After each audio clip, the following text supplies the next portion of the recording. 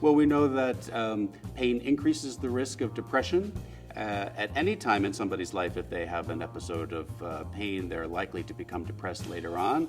And the converse is true, that if somebody is depressed at any time in their life, their risk of developing a chronic pain condition is also increased.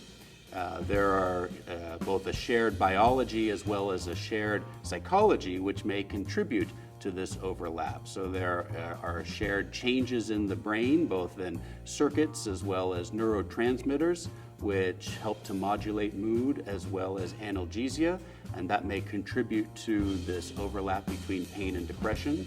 There's also a shared psychology of learned helplessness and lower self-efficacy for managing these conditions, which may exacerbate both depression and pain across the ages, but certainly in older adults as well.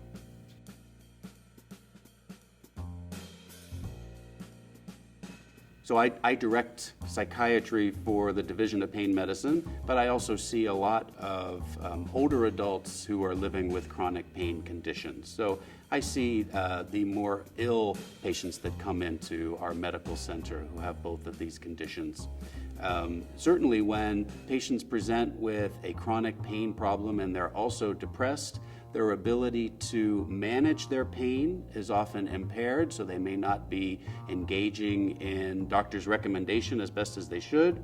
They may not be attending to, they may have some cognitive changes which may interfere with their management of both conditions. Certainly both conditions contribute to physical inactivity, which can make both of them worse.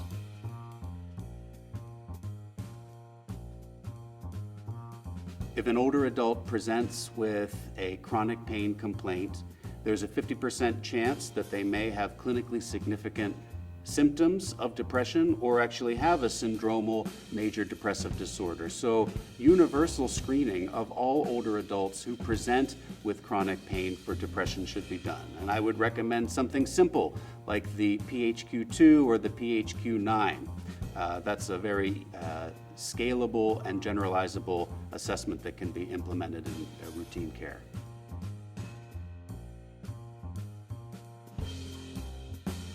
No matter what somebody's age is, we need to use a shared decision approach in coming up with a personalized treatment regimen for a patient. So we need to see what that patient is interested in and what they believe will help both of their conditions. And that may involve a blend of psychological treatments such as cognitive behavioral therapy, as well as treatment for their depression using pharmacologic interventions. Usually, if I'm going to start an antidepressant medicine, I will start an SSRI, such as escitalopram or sertraline, before proceeding to a serotonergic and noradrenergic medicine, such as venlafaxine and duloxetine. Once I see some head-to-head studies that show that SNRIs are superior to SSRIs for older adults with pain and depression, then I would start with an SNRI.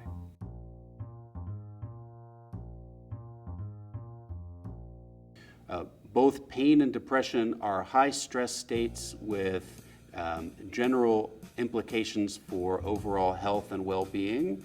They contribute to elevated cortisol, they both contribute to cognitive deficits, and they both contribute to caregiver burden and burnout of spouses helping to take care of older adults with depression and pain. So involving the whole family and taking a step back and managing comorbid medical conditions is important to optimize outcomes.